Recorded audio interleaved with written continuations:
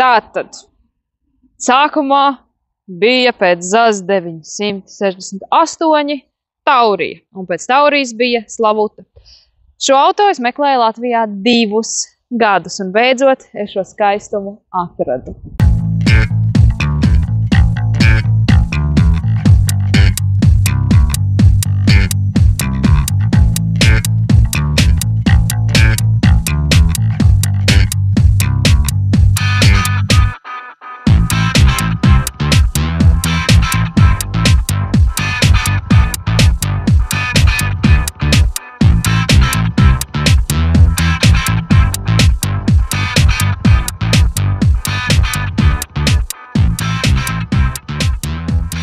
Patiesību sakot, iedomājieties, Taurija ražoja līdz 2007. gadam. Tad šo brīnumu ražoja līdz 2011. gadam. Tas bija katra šaumīta sapnis, jo ar viņu kaut kur tālu aizbraukt ok, bet ar viņu kārtīgi tā uzdot gāzīti būs pagrūti, jo lielākais motors bija 1.3, bet galvenais plusiņš no 1.3 bija spoilers.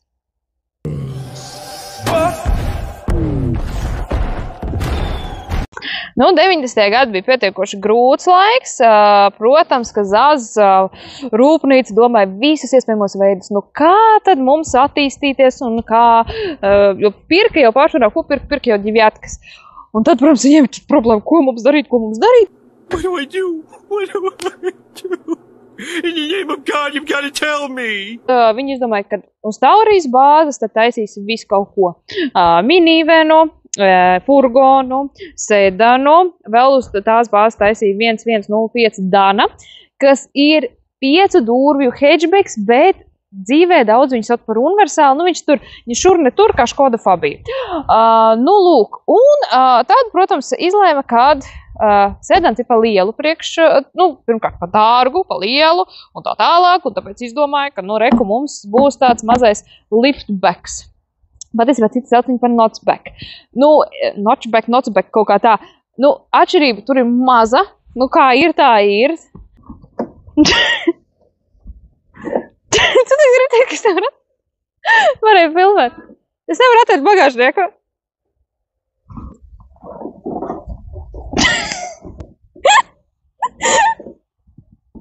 Kur ir klikšķis viņiem? Nāc palīdz. Nāc palīdzi.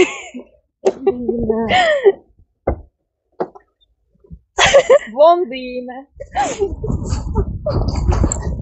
Priekš 90. gadu mašīnas ļoti svarīgs fakts bija, lai tajā bagāžniekā var arī būt cilvēks. Un tāds mums tas bagāžnieks, bagāžnieks bija tāds, lai kaut ko var ielikt, lai Olmīte var puķītus un ziediņus ielikt, lai viņu var pārvadāt. Vispār tas bija tāds ģimenes auto, bet nepārāk dārgs. Un par dārdzību mēs tūlīt arī parunāsim.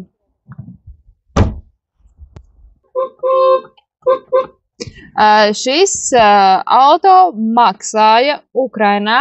Kā jums liekas? Rakstat komentāros tagad. Rakstam. Es jums pateikšu, nāc cilvēku. Es vienkārši parādīt, lai tu saproti, cik par šādu auto tu būtu gatavs samaksāt. Cik? Nezinu. Nezinu, cik jūs būtu gatavs samaksāt. Es jaunu 2002. gadā pa 3000 nav slikti. 3-4 tūkstoši. Jo Lanos maksāja 7000. Un daudz, kas braukāja Zaporožaciem, viņi taču visu dzīvi braukājuši Zaporožaciem, viņi labprāt arī izvēlējās Zapiņu. Tāpēc, kad kāpēc gan ne, bet, protams, 2002. gada viņš, protams, ir diezgan novecojis.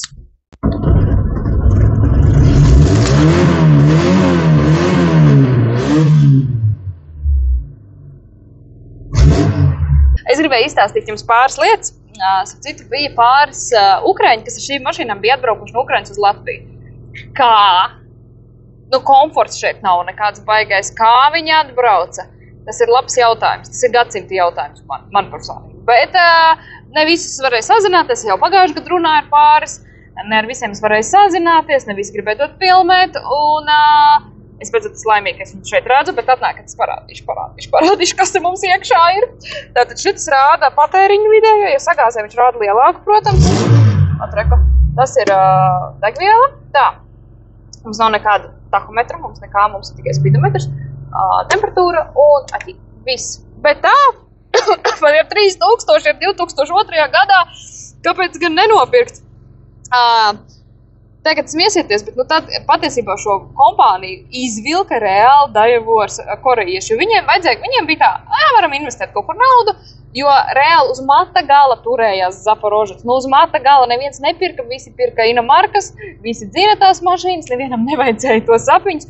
Un tad, jo bija ļoti slikta kvalitāte, kad Zapiņš pats taisīšu to mašīnu, ļoti slikta. Un Daewoo teica tā, mēs jums uz 12 gadiem parakstam līgumu 99. gadā un teica, tad daram mēs tā.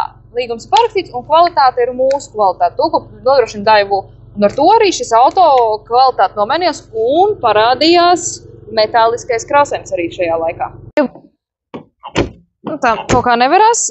Šeit ir vajadzīgs īsts slāvu vīrietis, īsts Ukrainas, lai varētu atvērt šīs durvis.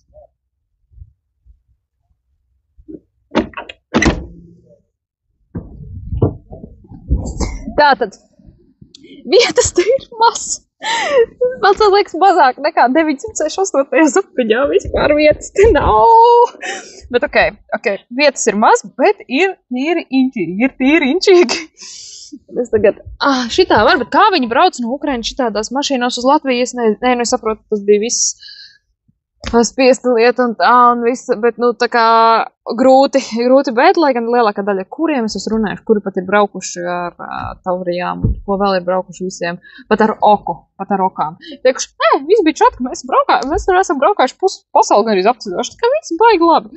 Tā kā, un ziniet, ka šajās mašīnās viņi ir tāda zināma, tāda, tu jūti to mašīnu. Tā mašīna ir tā kā, man personīgi, piemēram, tu vari ēst tur uztricas, kā tas latviski saucās, tur visus tos gliemešus un austeres un astoņkājus un visu kaut ko tu vari ēst.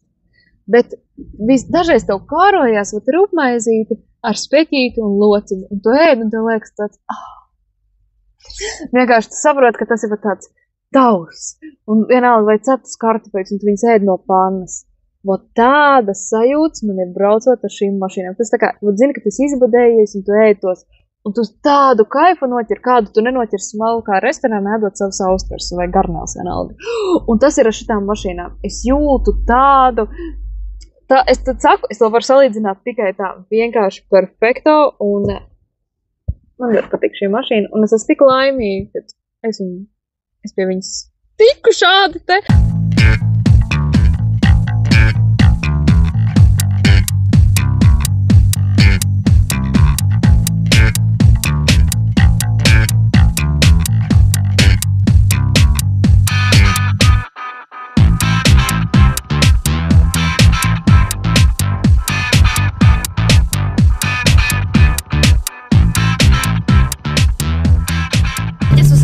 Braucu LR ratā, lai tiktu pie šitās mašīnas.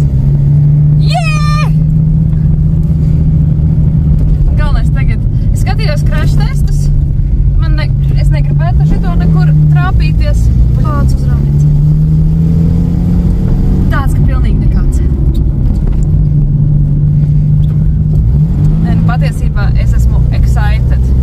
Es pats lokšu slotiņa kā trešajā ir kā Mersim, reku viena. Es nevaru. Es jau iemīlējos. Pēdējā īstā ukraiņu mašīna. Es nevaru teikt, ka viņi brauc tā kā amazing, un tev nekas neiet. Un tas skaņa.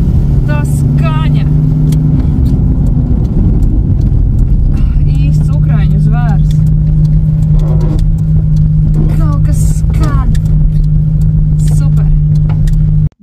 Noslēgumā es gribu pateikt to, ka tu vari braukt ar jaunām mašīnām, tu pat brauc ar 2000. gadu mašīnu, bet šīs sajūtas tādas tik zināmas, tik varbūt kaut kādas no bērnības paņemtas.